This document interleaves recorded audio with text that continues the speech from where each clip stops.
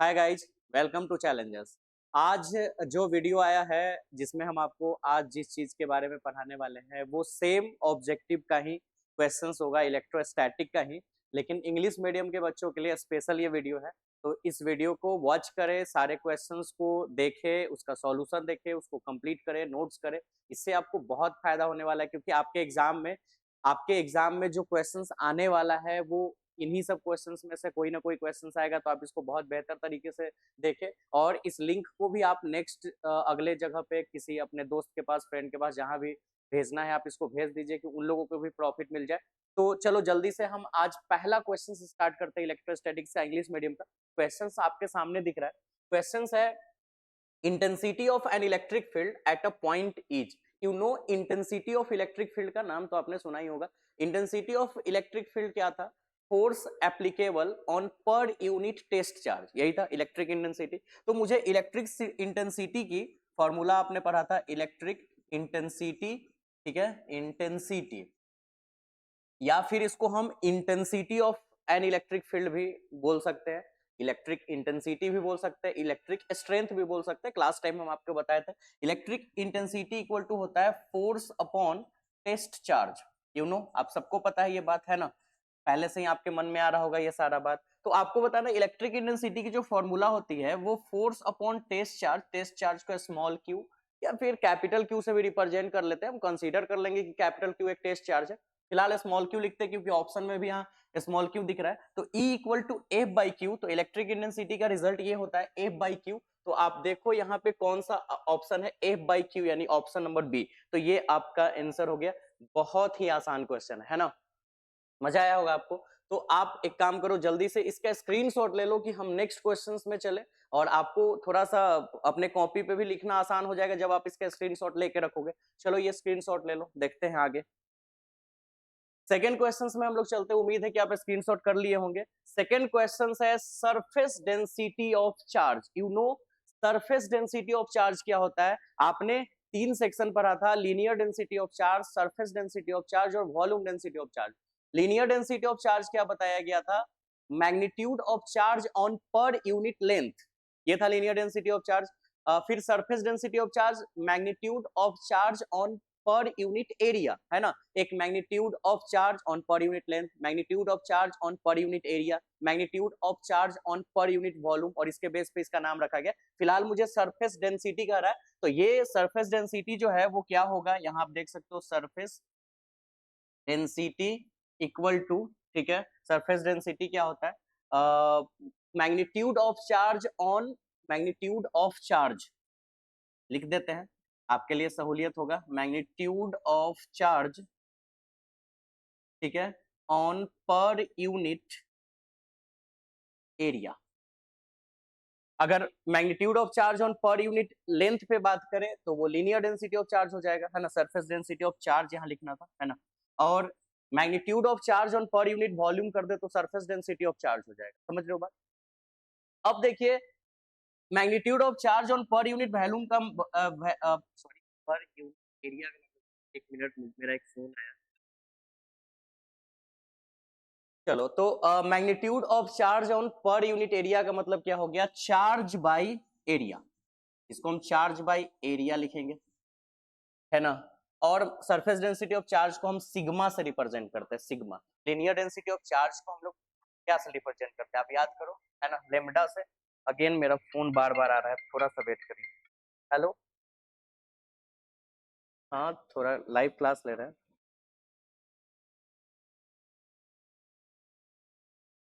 तो sigma equal to charge upon area, ठीक है?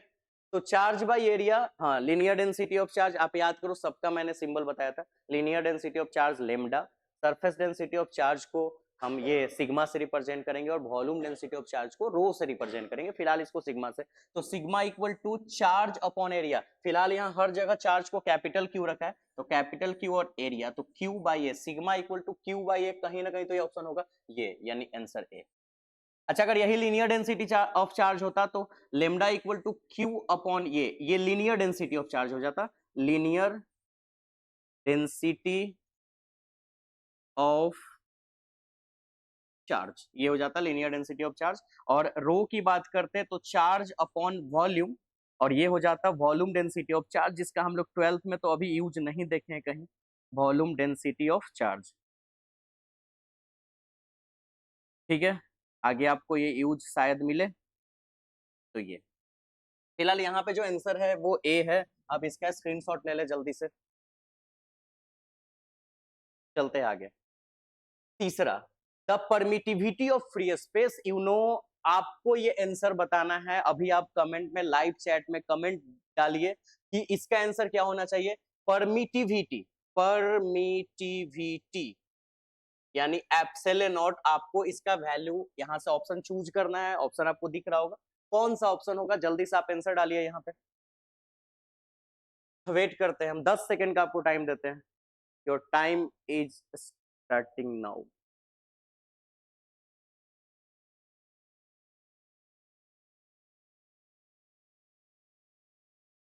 चलो, उम्मीद है कि आप कर ही लिए होगे, इतना देर तो नहीं लगना चाहिए, है ना।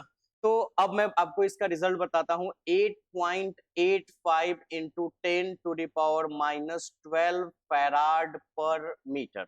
इसको हम फैराड पर मीटर ऐसे भी या फिर ऐसे भी लिख सकते हैं, फैराड पर मीटर। 8.85 इंटू 10⁻12 फैराड पर मीटर, कौन सा ऑप्शन है, -12 ये ऑप्शन नंबर ए। अब आप देखिए आप में से किनका किनका सही है, और मुझे लगता है कि मैक्सिमम बच्चे का सही ही होगा आंसर, है ना।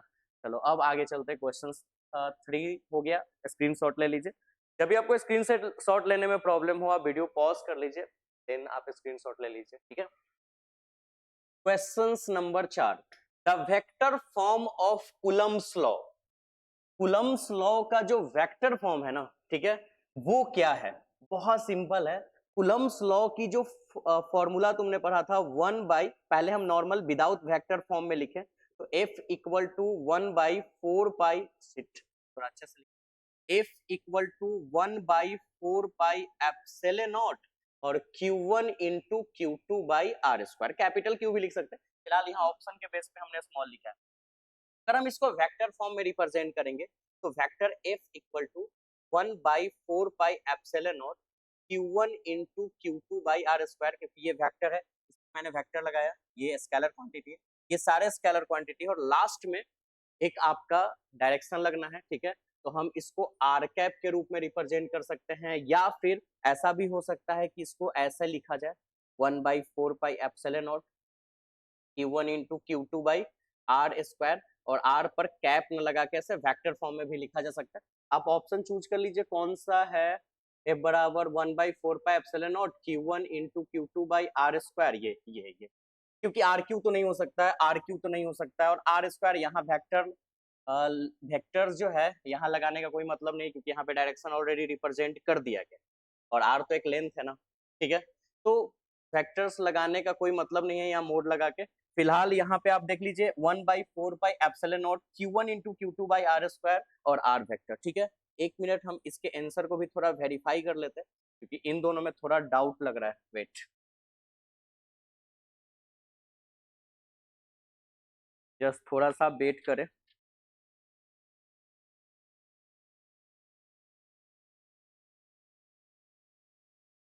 ठीक है, आंसर वही होगा जो अपना आंसर है। तो हमने जो आंसर आपको दिखाया है वो आंसर सी, यहाँ पे ये सी ही आंसर होगा, ठीक है। चलिए, ये हो गया। नेक्स्ट क्वेश्चंस में हम लोग चलते हैं। 4 नंबर क्वेश्चंस हो गया, स्क्रीनशॉट ले ले, और हम लोग चलते हैं नेक्स्ट में। 5, डाई इलेक्ट्रिक स्ट्रेंथ, है ना, डाई इलेक्ट्रिक स्ट्रेंथ, ये क्वेश्चंस आपको करना है, ठीक है। आप ये क्वेश्चंस बताओ, इसमें डाई इलेक्ट्रिक स्ट्रेंथ, एयर की डाई इलेक्ट्रिक स्ट्रेंथ कितनी होती है एयर की, ठीक है। आपके पास 10 सेकंड का टाइम है, 10 सेकंड में आप इसके आंसर को दीजिए। 10 सेकंड में एबीसीडी में कौन सा आंसर सही होगा।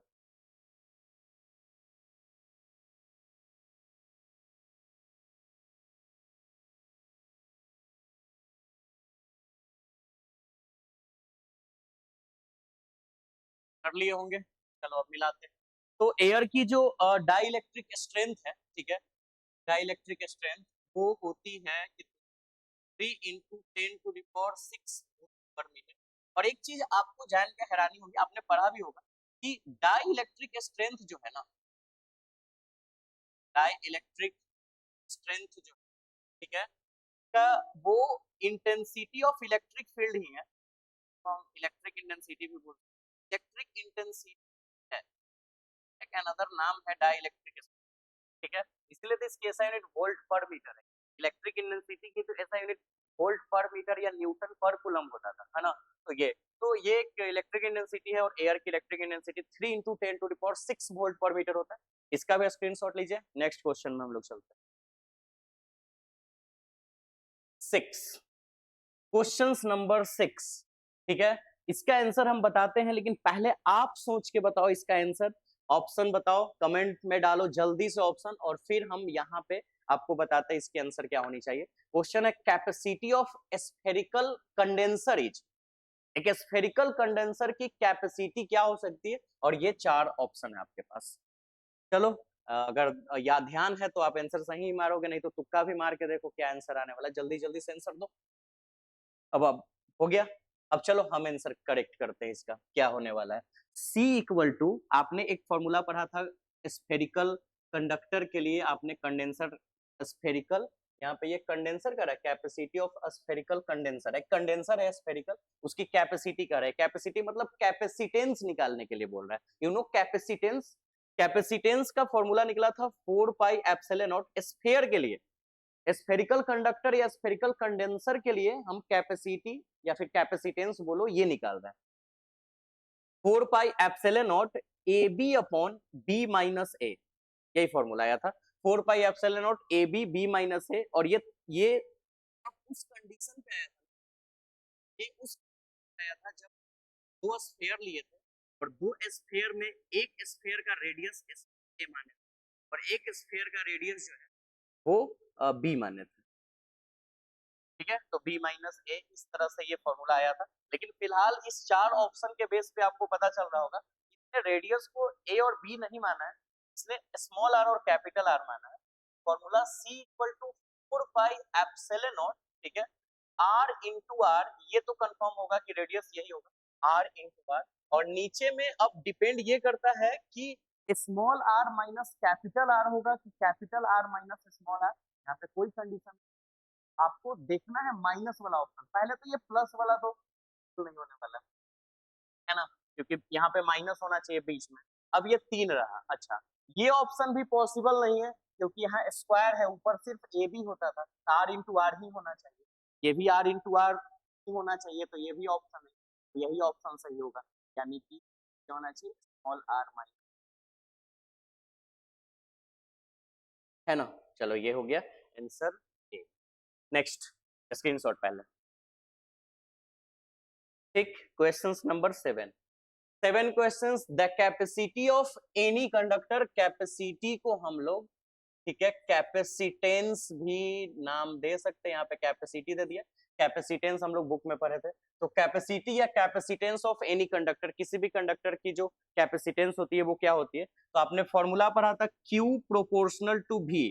किसी बॉडी को आप जितना ज्यादा पॉजिटिव चार्ज देंगे उसकी पोटेंशियल उतना ही इंक्रीज करेगी, ये आपने पढ़ा था। और यहीं पे आपने कांस्टेंट डाला था C, जिसको हम कैपेसिटेंस बोले थे, Q इक्वल टू सी भी।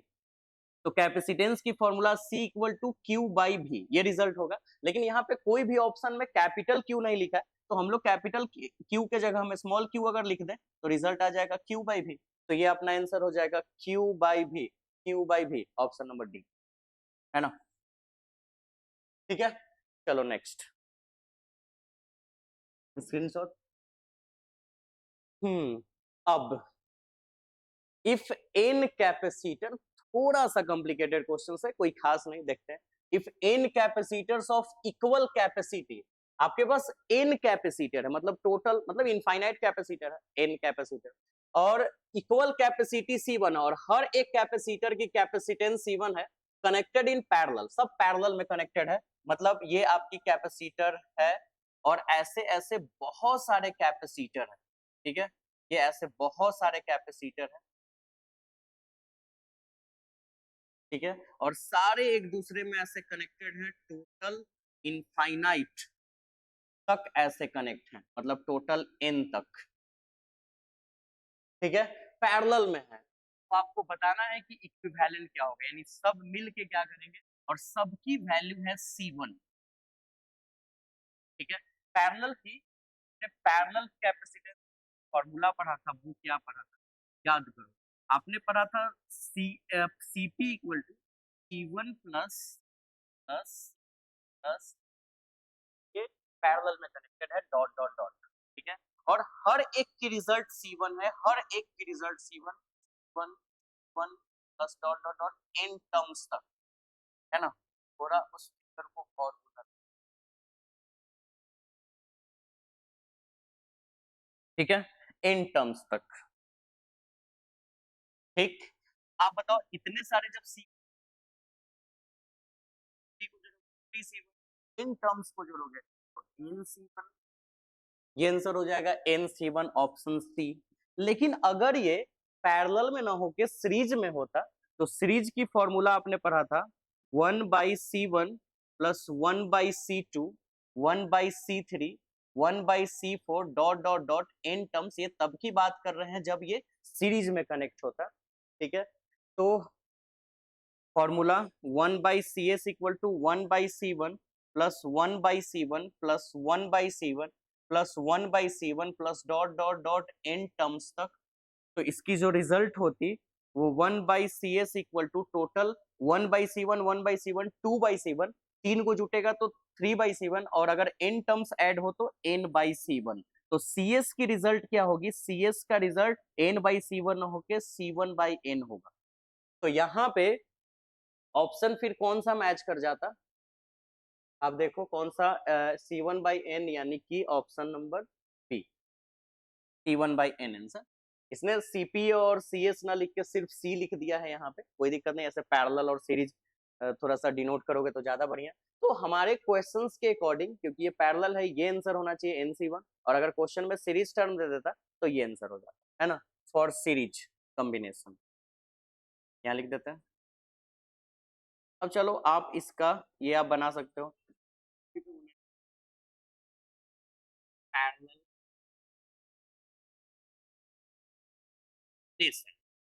चलो ये हो गया। तो अब इसका आप स्क्रीनशॉट ले लीजिए, आगे बढ़ते हैं। देखिए नेक्स्ट क्वेश्चन है, if potential energy of an electric dipole of moment p, यानी potential energy of an electric dipole of moment p in its position perpendicular to electric field is taken 0, then its potential energy and angle theta and with E and P is given by। अरे ये आपको क्या कह रहा है ना, मतलब ये पूरे क्वेश्चंस में आपको ये समझना है सिर्फ ना कि पोटेंशियल एनर्जी निकालना है इलेक्ट्रिक डाइपोल के लिए, इलेक्ट्रिक डाइपोल मोमेंट के लिए। हमने टॉर्क निकाला था जिसकी रिजल्ट आई थी P sin थीटा, आपने वर्क निकाला था जो रिजल्ट आया था P1 माइनस कॉस थीटा, और आपने पोटेंशियल एनर्जी निकाला था जिस जो रिजल्ट आया था -P cos थीटा, और आपको इसी पे बात करना है। देखो आपने vector A dot vector B का नाम सुना ही है, रिजल्ट होता है AB cos थीटा। तो उसी तरह से अगर PE cos थीटा रहे तो हम इसको vector P dot vector E लिख सकते हैं, और अगर माइनस हो तो यहाँ माइनस लगा देंगे, तो रिजल्ट -P डॉट E, यानी ऑप्शन नंबर बी, ठीक है। स्क्रीनशॉट लीजिए।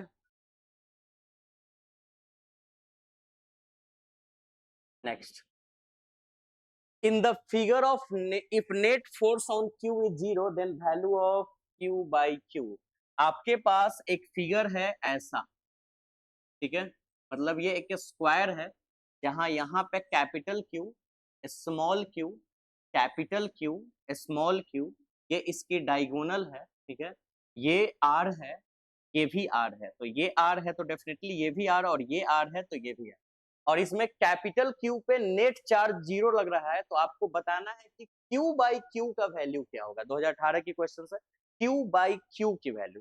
चलो देखते हैं, आसान है ये। सबसे पहले एक बात बता हमको कि ये जो तुमको डायगोनल दिख रहा है, ये R है, ये R है, तो पाइथागोरस थ्योरम के अकॉर्डिंग ये एक हाइपोटेनस है, तो हम हाइपोटेनस का वैल्यू निकाल सकते हैं। क्या निकाल सकते हैं, root under R square plus root R square, root under R square plus R square. एक काम करते हैं, कुछ नाम दे देते हैं इसका, ठीक है, इसका नाम दे देते हैं A B C और D, तो बताइए कि AC का जो वैल्यू है, AC रेड कलर दिख रहा है, AC equal to root under R square plus R square, तो 2r स्क्वायर, तो हम इसको रूट 2r लिख सकते हैं। इसकी रिजल्ट तो निकल गई रूट 2r। ठीक है, अब हम फोर्स पे बात करते हैं। इलेक्ट्रिक फोर्स, चार्ज का बात है तो इलेक्ट्रिक फोर्स होगा। बताइए, ये इस ट्रायंगल में अगर हम बात करें, इस ट्रायंगल में, ठीक है, तो इस ट्रायंगल में एक सिस्टम है, यहाँ 2 चार्ज का, यहाँ 2 चार्ज का, और यहाँ 2 चार्ज का, 3 सिस्टम, और ये एक ट्रायंगुलर फॉर्म है। तो फोर्स के लिए भी हम लोग पाइथागोरस थ्योरम लगा देंगे, पहले यहाँ का फोर्स निकालेंगे। चलो यहाँ का फोर्स, और यहाँ के फोर्स का नाम हम F1 कर देते हैं, यहाँ के फोर्स का नाम हम F2 कर देते हैं। तो क्या होगा, F1 square plus F2 square equal यहाँ के फोर्स F3 स्क्वायर बराबर हो जाएगा पाइथागोरस थ्योरम के अकॉर्डिंग। अब यहाँ का फोर्स का फॉर्मूला जो होता है कूलम्ब फोर्स का, 1/4 pi epsilon naught Q1 into Q2 by r square. अब हर बार ये लिखना है तो एक काम करते हैं, हम इसको कांस्टेंट K मान लेते हैं, ठीक है, और हम अब बार बार 1/4 पाई एप्सिलॉन नॉट नहीं लिखेंगे, यहाँ पे हम डायरेक्ट फॉर्मूला लगाते हैं F1 का, 1/4 पाई एप्सिलॉन नॉट की जगह K लिख दिए, और रिजल्ट Q1 into Q2। तो यहाँ के लिए Q1 into Q2 की जगह capital Q by small q लिखा है, capital Q by small q और अपॉन डिस्टेंस r स्क्वायर, तो डिस्टेंस r ही है, r स्क्वायर, और इसका होल स्क्वायर, है ना, प्लस प्लस आगे इसका उसी तरह से बात करते हैं, थोड़ा इसको और पहले लिख लेते हैं। इसकी भी रिजल्ट अगर बात करें, वेट, F2 का वैल्यू तो कांस्टेंट K, और यहाँ के भी जो चार्ज है वो capital Q into Q upon r square, इस टोटल का r स्क्वायर इक्वल टू, ठीक है, इसको भी थोड़ा और साइड करते हैं।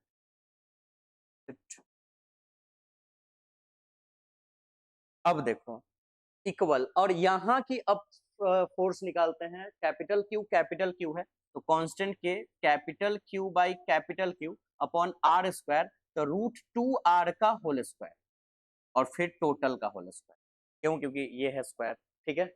अब देखो ये सेम ही तो आ गया, तो इतना प्लस इतना हम इसको ऐसे लिख सकते हैं, 2KQQ r स्क्वायर का whole square equal to KQ square divide by root 2, तो हो गया 2 और r स्क्वायर और उसका, समझ लो, यानी यहाँ पे क्या हुआ, आप देखो, ये इसको मान लो मैंगो, एक मैंगो, दो मैंगो, इतना प्लस इतना, 2 बार हमने लिख दिया, इसलिए आगे 2 लिख दिया, और इन दोनों को की जगह पर 1 लिख दिया। आज क्लास टाइम बहुत ही डिस्टरबेंस हो रहा है, देखो चलो बात,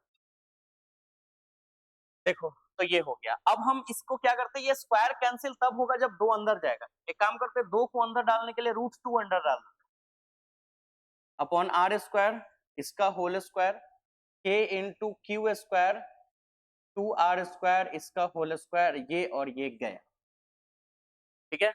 अब बचा क्या, root 2K Q into Q r square, K into Q square और 2r स्क्वायर, क्या क्या बचा, चलो इस पे विचार करते हैं।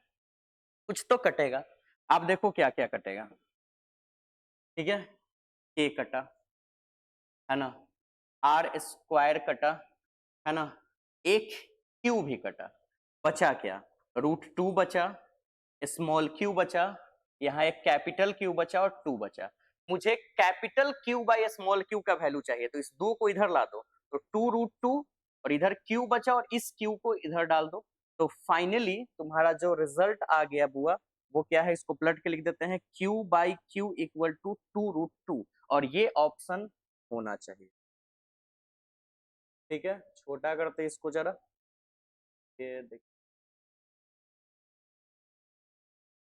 ठीक है, तो ऑप्शन मैच कर रहा है 2 रूट 2, यानी कि ऑप्शन नंबर बी। एक मिनट और छोटा, ठीक है, तो ये ऑप्शन नंबर बी, एक मिनट, तो यहाँ पे जो आंसर है बुआ वो है बी। मजा आ रहा होगा आपको, ठीक है। ये क्वेश्चंस का स्क्रीनशॉट लीजिए, थोड़ा प्रैक्टिस कीजिए, जरूरत है, ठीक है। चलिए नेक्स्ट, आगे का क्वेश्चन है, when a body is charged its mass, body अगर बॉडी जो है अगर बॉडी को चार्ज करे ना तो इसकी मास क्या होगी? ऑप्शन है इंक्रीजेज, डिक्रीजेज, ठीक है, रिमेन्स सेम, मे इंक्रीजेज और डिक्रीजेज, ठीक है। मतलब अगर किसी बॉडी को अगर आप चार्ज करते हो तो आप बताइए कि इसमें से कौन सा ऑप्शन सही होगा? इंक्रीज करे, डिक्रीज करे, ठीक है, रिमेन सेम रहे, या में इंक्रीज और डिक्रीज, मतलब इंक्रीज भी कर सकता है, डिक्रीज भी कर सकता है। अब आप इस पे सोचिए, तो आप सोचिए क्या होगा। सिंपल सा बात है, अगर आप किसी बॉडी को चार्ज करते हैं, चार्ज होता क्या कब है, ठीक है, ऐसे बॉडी की मास जो होती है वो कंजर्व होती है। लेकिन अगर आप खुद से सुनिए सुनिए कि एक बॉडी को चार्ज करने के लिए उसको रबिंग करते हैं, दो बॉडी को जब चार्ज करने के लिए रबिंग करते हैं, तो मान लो इसमें से इलेक्ट्रॉन कुछ निकल के इधर जा रहा है, ठीक है, तो इस बॉडी से अगर इलेक्ट्रॉन निकल के इधर जा रहा है तो ये बना पॉजिटिव चार्ज और ये बना निगेटिव चार्ज, ठीक है। तो ये इलेक्ट्रॉन अपने पास लिया है और ये इलेक्ट्रॉन जो है वो रिलीज कर रहा है, ठीक है। तो सिंपल सा बात है ना, जब ये इलेक्ट्रॉन इसको दे रहा है तो इसमें से इलेक्ट्रॉन कम रहा है, तो इलेक्ट्रॉन की भी अपनी कुछ मास है, तो डेफिनेटली इसकी कुछ ना कुछ मास घटते चली जाएगी और इसकी मास बढ़ते जाएगी। तो पॉजिटिव अगर रहेगा तो डेफिनेटली जो इसकी मास है वो इंक्रीज करेगी, सॉरी पॉजिटिव रहे तो डिक्रीज करेगी, क्योंकि इलेक्ट्रॉन दे रहा है इसको और ये इलेक्ट्रॉन ले रहा है, तो इसमें इलेक्ट्रॉन बढ़ रहा है जिसके कारण से इसका मास जो है वो इंक्रीज करेगा, इसका डिक्रीज करने लगेगा और इसका इंक्रीज करेगा, ठीक है, मास जो है। तो यहाँ पे सिर्फ बोला है कि बॉडी चार्ज, जब बॉडी चार्ज है तो इसकी मास क्या होगी, तो ना तो यहाँ पे दिया है कि पॉजिटिव चार्ज हमने किया है, ना तो ये निगेटिव चार्ज किया है, ठीक है। तो इसके अकॉर्डिंग तो आंसर में इंक्रीजेज और डिक्रीजेज होना चाहिए, है ना, बॉडी को देना चाहिए, तो ये ऑप्शंस मेरे अंदाज से ये आंसर ऑप्शन होना चाहिए, ठीक है। लेकिन इस आंसर में कुछ डाउट लग रहा है थोड़ा सा, तो क्योंकि क्वेश्चंस में थोड़ा सा मिसिंग है, ठीक है। देखते हैं, एक मिनट देना जरा book. Questions number,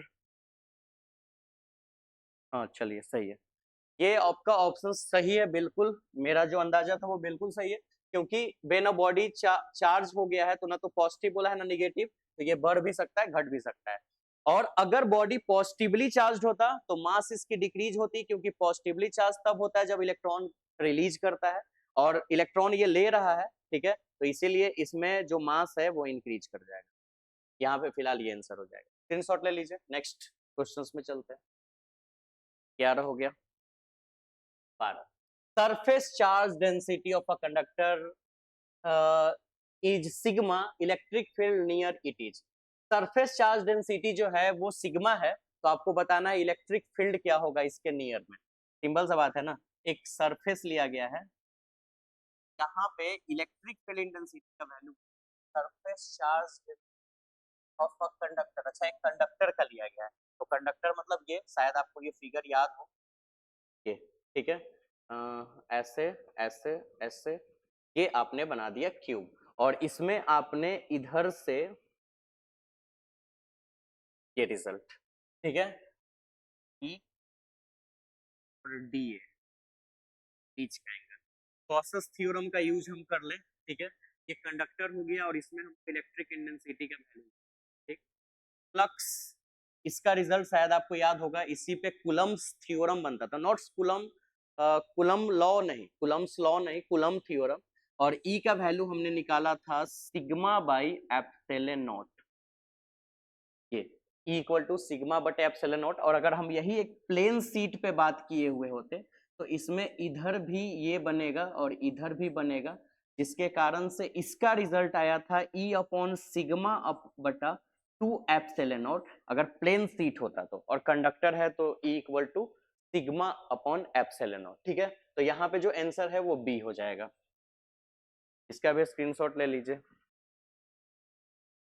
next, the electric field at a point near an infinite then sheet of charged conductor, electric field at a point near an infinite thin sheet।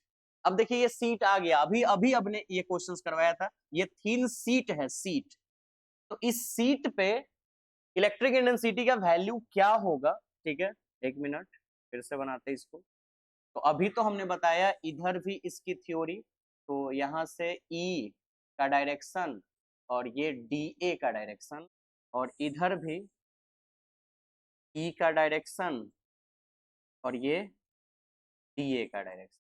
तो यहाँ पे जो रिजल्ट आता है, ठीक है, वो आता है सिग्मा बटा 2 एप्सिलॉन नॉट। ठीक है, ऑप्शन नंबर सी। ठीक है, ये घेरा हुआ अच्छा नहीं लग रहा है, इसको हटा ही देते हैं।